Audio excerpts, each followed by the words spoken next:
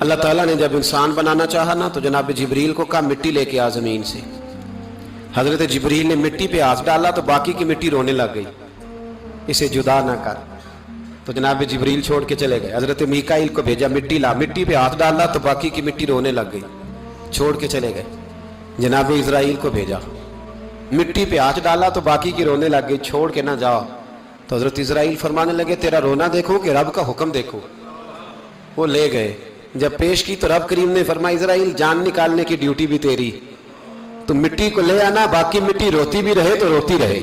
جب میرا فیصلہ آ جائے تو پھر اس میں کوئی گنجائش, ہم کھاتے بھی اللہ کا ہیں, نافرمانی بھی اس کی کرتے, زمین پہ بھی اس کی چلتے ہیں, نافرمانی بھی اس کی کرتے, حکم کسی اور کا مانتے ہیں, چھت پہ رب کریم کی رہتے. اس طرح نظام نہیں چلتا. میرے بھائی یاد رکھ لو, گناہوں کی سزا ملے گی, زندگی تنگ ہو جائے, یہاں بھی آزمائش ہوگی. اور حضرت ابراہیم بن ادم کے پاس ایک نوجوان آیا, کہنے لگا میں گناہ کرنا چاہتا ہوں. فرمانے لگا بالکل کر, اللہ کا دیا ہوا رزق کھانا چھوڑ دے اور گناہ کر. کہنے لگا یہ نہیں ہو سکتا. فرمانے لگے چل پھر اس طرح کر, رب کی زمین پہ نہ رہ, کسی اور کی زمین پہ چلا جا. کہنے لگا یہ بھی نہیں ہو سکتا. فرمانے لگے چل اللہ کی چھت سے نکل جا. کہنے لگا یہ بھی نہیں ہو سکتا. تو آپ رو پڑے. فرمانے لگے پھر جناب اسرائیل جب آئیں تو ان سے کہنا مجھے 2-3 سال کی مہلت دے دے, پچھلی میری گناہوں میں گزر گئی, میں ذرا 3 سال عبادت کر لوں. تو وہ شخص بھی رونے لگا, کہنے لگا حضور وہ مہلت نہیں دیتے, وہ جب لینے آتے ہیں تو پھر لے کے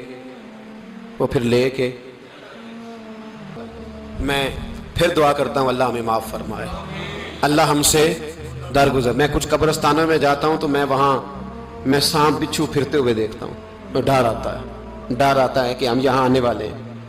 یہ لوگ کہہ رہے ہیں کہ تمہاری تیاری ہے, کسی وقت بھی اعلان ہو جائے گا کہ چلو بھائی چلو فلاں صاحب کا جنازہ ہے, اٹھو.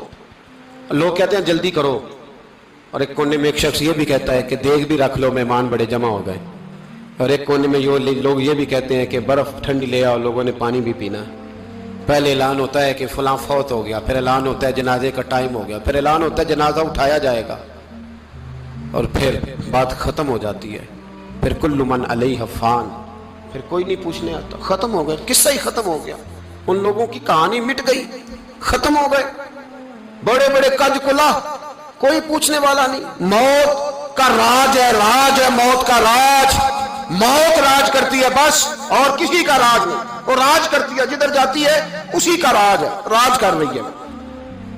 تو حضرت مالک بن دینار کہتے ہیں قبرستان میں نے دیکھا, میں خواب دیکھتا ہوں, بڑا اژدہا, اس کے منہ کے اندر آگ میرا پیچھا کر رہا ہے. کہتے میں خواب دیکھ رہا ہوں. میں دوڑا, لیکن وہ اژدہا جب میں دوڑا تو میرے آگے آ کے کھڑا ہو گیا. میں مشرق کو دوڑا تو وہاں بھی آ گیا, مغرب کو دوڑا تو وہاں بھی آ گیا. جناب مالک بن دینار کہتے ہیں ایک بوڑھا شخص کمزور مجھے بچانے آیا, پر اس اژدہا نے پھونک ماری تو وہ بوڑھا آدمی دور جا گرا. کہتے میں چیختا تھا, چلاتا تھا. ایک پہاڑی پہ میں بھاگا گیا تو وہاں مجھے میری بیٹی ملی, مجھے فوت ہو گئی. وہ اس اژدہے کے آگے اس نے یوں ہاتھ کیا تو اژدہا پیچھے بھاگ گیا. میں نے بیٹی کو گود میں اٹھایا, میں نے کہا بیٹی یہ کون تھا؟ کہنے لگی ابا یہ تیرا برا عمل تھا, یہ تیرا برا عمل تھا, یہ تجھے کھا جاتا اگر میں نہ ہوتی.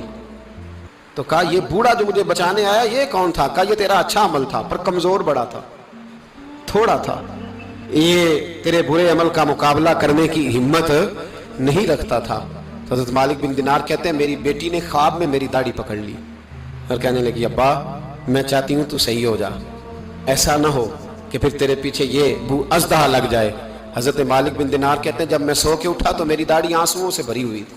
پھر اس کے بعد میں نے توبہ کی, اس طرح کی توبہ کی کہ پھر میں نے کوشش کی کہ دوبارہ میں اپنے رب کی نافرمانی نہ کروں. حضرت عبداللہ ابن عباس فرماتے تھے جو دنیا میں ہنس ہنس کے گناہ کرتے ہیں نا, ہنس ہنس کے جھوٹ ہنس ہنس کے بولتے ہیں, ہنس ہنس کے لوگوں کی غیبت کرتے ہیں, فرمایا یہ جو تمہیں ہنس ہنس کے گناہ کرتے نظر آتے ہیں ان کا رونا قیامت میں دیکھا نہیں جائے گا, ان کے آنسو قیامت میں دیکھے نہیں جائے جو ہنس ہنس کے گناہ کرتے ہیں.